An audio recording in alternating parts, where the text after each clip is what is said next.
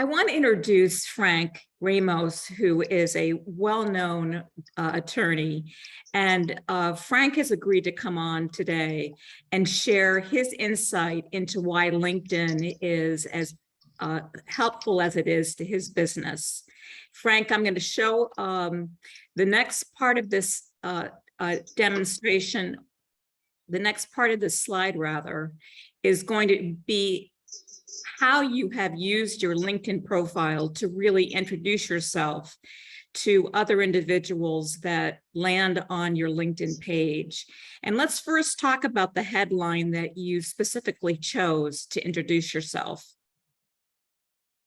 Sure. So I've been active on LinkedIn for a number of years, and I'm constantly studying how other people use the platform. And so many on the platform will say that sort of this byline under your name is sort of your elevator speech for LinkedIn, and you try to use a few words that really catch the attention. I have some of these little diamond symbols that you can also find that also kind of attract the eye. And I go through a list of things. I'm a partner at a firm. I don't even include the name of the firm because I think these days where you work isn't as important as who you are and what you do. I list the fact that I'm a speaker, an author, and a mentor.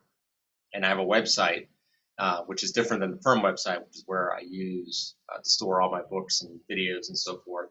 I have a rum bar, which you probably see over my shoulder, which is sort of a thing I do to network with folks. And if people want to come by when they're in Miami after hours and want to try one of, I think now I have over 100 rums in the office, believe it or not, they're welcome to do that. Then I get into my practice areas. And then I finish with the fact that I do strategic planning for law firms. So most people would probably just say Frank Ramos, partner at Clark Silverglade, and leave it at that, or they may include their practice areas. I don't find that being particularly effective or differential or differentiating.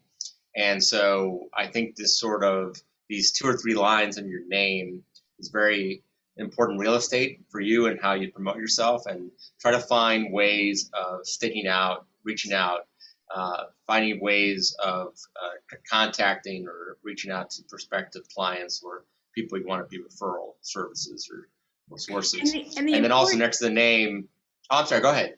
And the important part that I would add as a subject matter expert on LinkedIn is that as you comment and as you post throughout the whole platform, your photo, your name, and your headline, it truncates at 150 characters. So the first 150 characters of your headline are the most significant.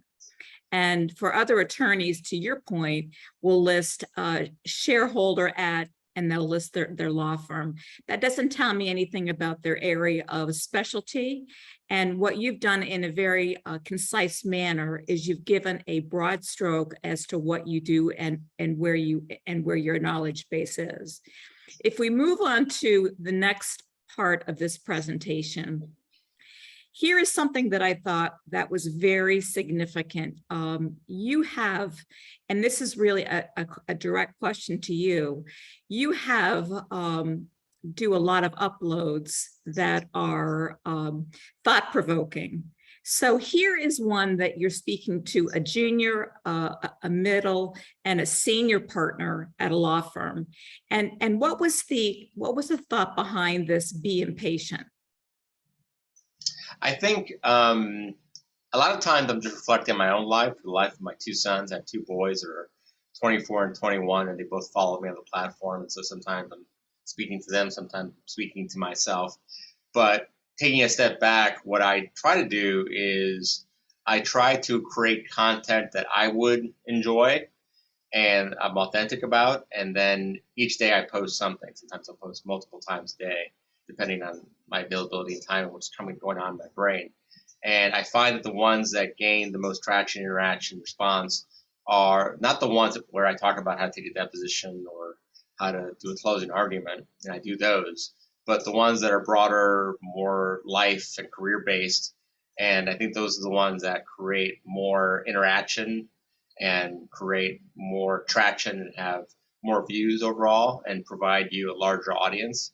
And so for anybody who is interested in posting regularly on LinkedIn, you got to find a theme or idea that you really can post about over the long term. But in the midst of that, you also have to find more personal side and be willing to share that as well. Well, what I've been seeing in a trend over the last 18 months due to the pandemic is a spirit of vulnerability. And I believe that when you speak to being impatient, you are touching upon a human emotion that many of us will continue to think through different aspects of casework in your particular specialty. But to be impatient means to always be curious.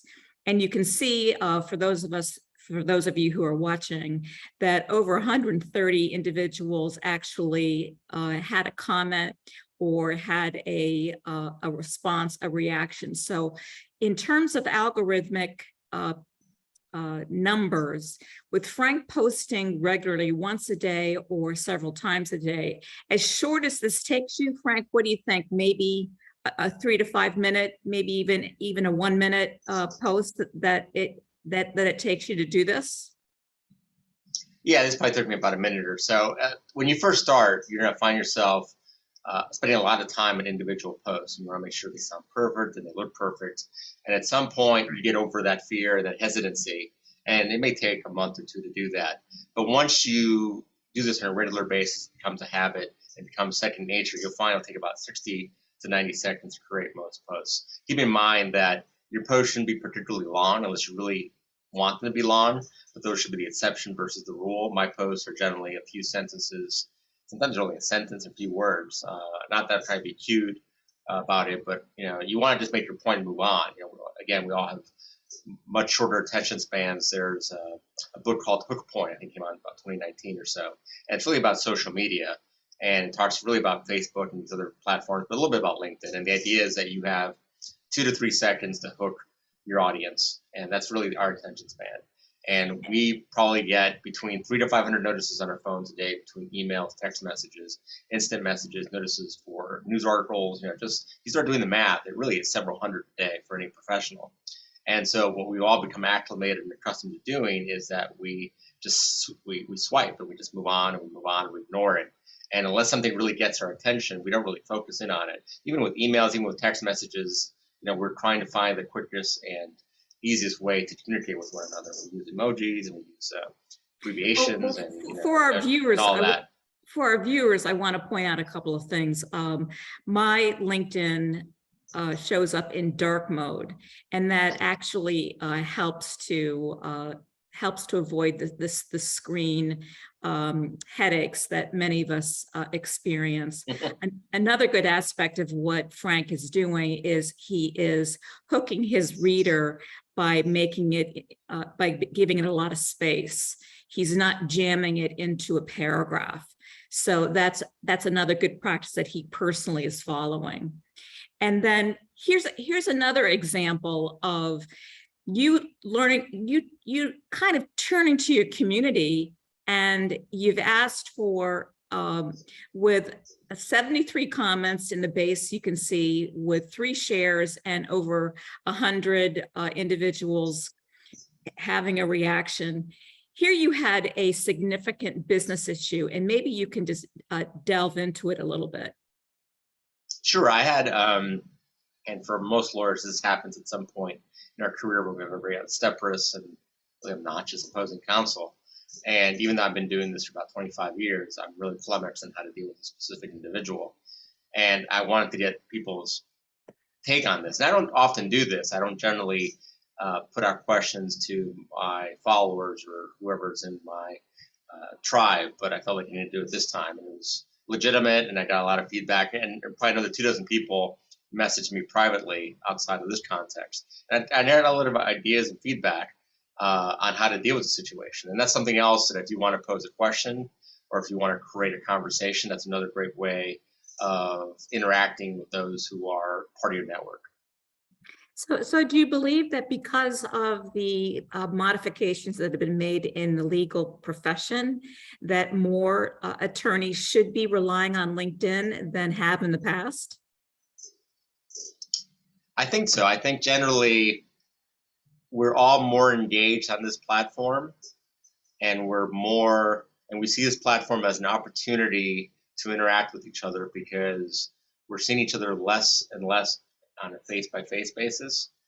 And it's really interesting how, and if you would have told me this, 50 years old now, the idea of social media, if you would told me as a kid, I wouldn't even have understood what that means.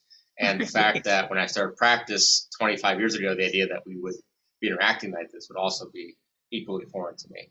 And yet here we are is what we're doing. And I think certainly lawyers that are more tech savvy are more adept at doing this, but it doesn't really matter how long or how involved you are using really any sort of technology. LinkedIn is very intuitive and it's pretty easy to use. And it's a very forgiving platform. Other platforms are not. Twitter, there are a lot of trolls. People are constantly trying to just, be obnoxious. Facebook, you see a lot of Facebook fights, which I never understood why. And there's some of that on LinkedIn, but what I find generally are people are very professional. They're very understanding. They want to help each other. There really isn't, as I've seen, any real competition among people who have large followings. I know a lot of the other lawyers who are very active in the platform. They know me. We're never trying to spar. We're not trying to one-up each other. That's not really what this is about. And so it is a very collaborative platform. So if you are, especially if you're not accustomed to doing social things, if you're the sort of person that goes to events and you have a hard time networking, I think this is a good way to start networking. And ultimately, you can take relationships offline and meet people for coffee or for lunch or whatever else. But I think this is a safe place to learn how to meet and interact with other professionals and possibly develop referral sources and develop relationships that will go beyond just being online. Well, because I work with a lot of attorneys, what I find is that some attorneys can be introverted. And because this is a forum for you to write a well-crafted post, it almost encourages a level field for those individuals who are very assertive or those who may be a little bit more unable to express themselves verbally. Here's a chance to really put it out there in a way that you can edit it, and to the point that you made earlier, to really begin to leverage some of the relationships that you have in person, but now you have them online as well. Yeah, absolutely. I think if you start with your main or primary practice areas and use that as sort of the main topic you'll discuss, and that's not what I do. I know that's the advice I give, but I do something very different. But if that's how you want to do it, if you did cybersecurity or if you did product liability and you talk consistently about those topics, you become sort of an expert in the field online, which is a good way to generate interest in business and so forth. And it provides a way to talk to others who are also interested and create a tribe or group involved like that. I tend to talk about different things. I talked about soft skills. I talked about pre-trial trial skills. And I find that by giving a lot of stuff away, I guess it's advice, I don't know if I want to use that term, but my thoughts and my ideas that you create this social contract with others online so that when they have a need, or I should say, when they want to, they feel like they need a lawyer, they need a case that needs advising, they feel like they need to reach out to you. Like you've given them something, and there's some percentage of your followers who want to return the favor. And you never know when the next case will come from. So what you're actually saying is you're building your tribe before you need it. Yeah, absolutely. It's a story I say a lot, but I'll repeat it here. When I was young, back in the late 70s, early 80s, we dropped family off and picked them up at O'Hare Airport in Chicago, which is where I grew up. And at the time, Harry Krishnas were very popular, and they tried to raise money. And for a while, they basically just asked you for money, and they found that wasn't a very effective way of getting money. And so at some point, the group realized that if they gave you something, even if it was nominal, like a flower or booklet, you'd suddenly feel obligated to turn around, reach in the pocket, and give them something in return. And LinkedIn is like that. LinkedIn is, if you're giving away free content, which again, it's a very foreign concept. If you were told lawyers, you're going to give stuff away for free, 20 years ago, they would have looked at you cross-eyed. But now that's part and parcel of what we do. It's what we have to do. And if you're constantly giving away free content, then there is a subgroup of people out there that feel like they owe you something in return. And so when they have a case, when they have a friend who has a case, when they have a speaking opportunity, when they want somebody to, write something up for them or whatever it might be, you're probably going to be up or near the top of their list because of something you've done. And you may never know that person well. They may be a connection or a follower, and you may have some sense that they're out there, but they've been following you for a while, they've been reading your content for a while. And when that opportunity arises, they're going to probably reach out to you as opposed to somebody else for their legal needs. In my life, it's been sometimes 2 to 5 years later. They've been following me for a very long time, and it's not an immediate get together. So in terms of LinkedIn, because of the work from home phenomenon, it's now approaching 810 million users that are globally around the world. And what's very interesting is that it's high touch, of course, but it's primarily a mobile platform. So what I want to encourage you, Frank, and everybody who is tuning in, that the updates on your mobile device don't happen automatically like some of your other applications do. So you want to reload, you want to disinstall your LinkedIn app and reload it as often as you can remember. But there is no company that truly isn't on LinkedIn, as small as a small business owner, all the way up to the Fortune 50s. And then, of course, one of the reasons that an attorney or an attorney firm, a law practice, would want to use LinkedIn is Google is a search engine of about an 83% market share. So, Frank, you have SEO for your personal name because every time you post, it has a URL that includes your first and last name and then the title of the post or the content of the post. The fact that you could use a hashtag, including your company name at the end of your particular post or a long form article would be a good thing to add.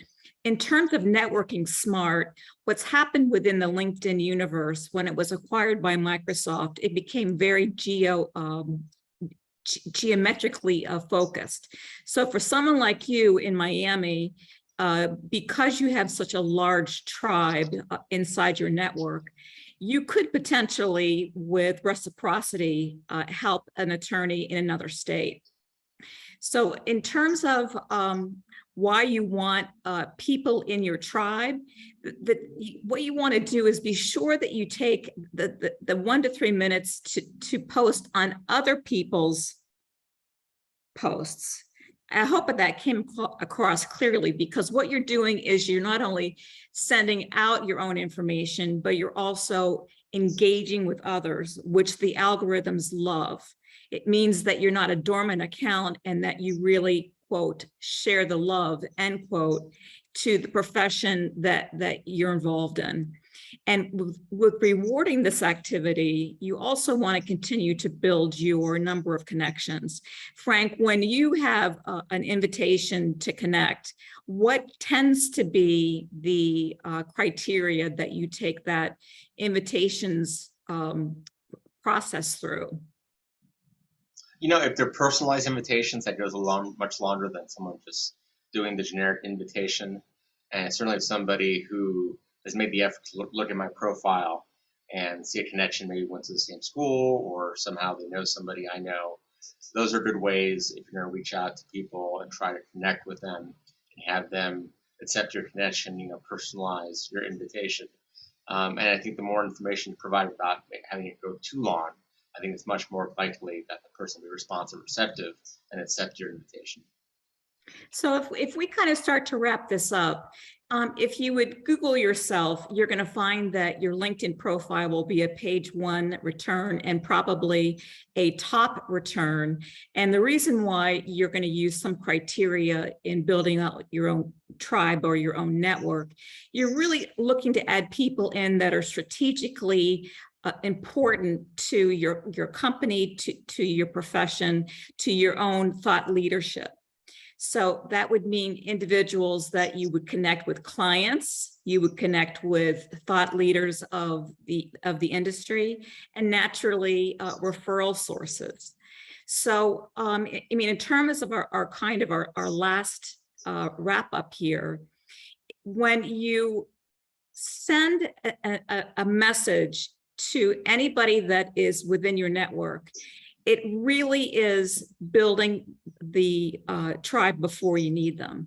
And like you said, you're going to study the LinkedIn profile and you're going to know why that person is important to include in your network because of those three pillars that we just took a look at. And as you said, when you send an invite, do not make it a naked invite. Find something on the profile that you share in common. You went to the same law school, you potentially have individuals in common. And in this particular case, usually 60% to 70% will accept when you have a small mention of why you would be good for each other's network. Yeah, absolutely. And in terms of reaching out to people, once you make a connection and you notice somebody interacting with your content over a period of time, I usually send them a message, thank them for that, and let them know if they're local, I'll invite them for coffee. If they're not, I'll invite them to a Zoom call. Zoom call doesn't have to be particularly long. It could be or phone call, 10, 15 minutes just to touch base with somebody, just to make a more personal connection versus something that's online.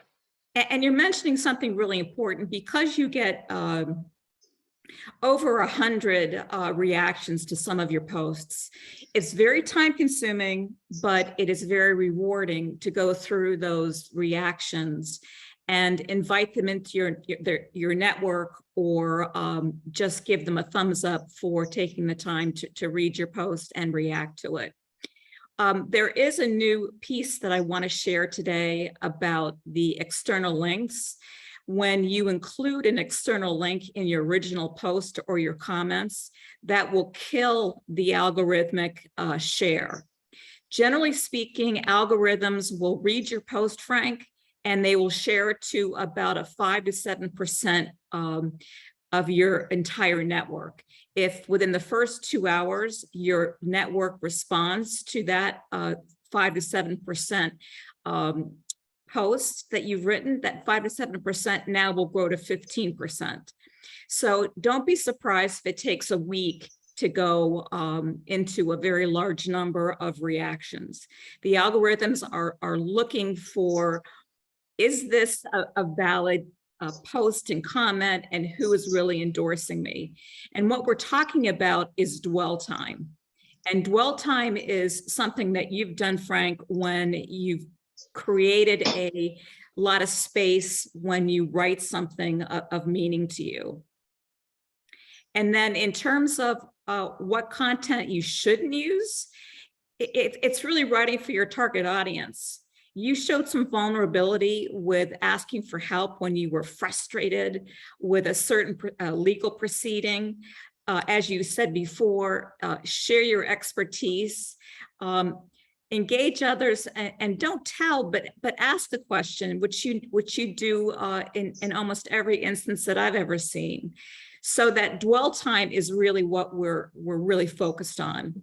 So if there are any other questions, Frank, anything else you'd like to add? We're wrapping up. Sure, thanks for the opportunity. Again, I think with LinkedIn, find a topic that you're comfortable publishing or writing about over a long period of time. Try to do one post a day. Commit to doing it for 30 days. It'll become a habit. At first, it'll be difficult. It'll be uncomfortable, but give yourself a little bit of time. It'll become second nature. And most lawyers on the platform don't do it that often, that regularly. So if you commit to it, you'll probably be in the top 1% in your field, and you're going to get noticed and you're going to get work from it. Absolutely. Couldn't agree with you more. Enjoy the rest of your day, and thanks for tuning in. Thanks for the opportunity. Bye now.